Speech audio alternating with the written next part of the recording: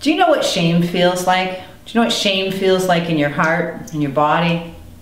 I know what it feels like. I've lived my life, a lot of my life was lived in shame.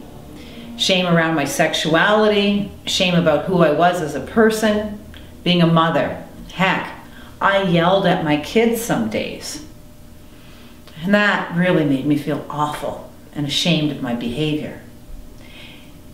And I want you to know, speaking of my kids, I wouldn't want them to live a life of shame, not like I had back then.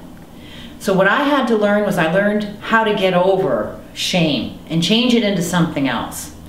And what that was I am not, when I'm holding on to shame, it means I'm a bad person. And you know what? I am so far from being a bad person. But sometimes my behaviors, the things that I do, aren't so stellar. And I can find a place within me, within my heart, to forgive myself for those things and to clean it up as best I can in the moment and let it go. It's done, it's over with. So I can have guilt about those things, but I'm not a bad person and I don't have to live a life of shame. In fact, right now I'm living a very shameless life. And what I'd love for you to do is to consider what your life would be like if you had no shame and you could just be shameless with who you are in the world.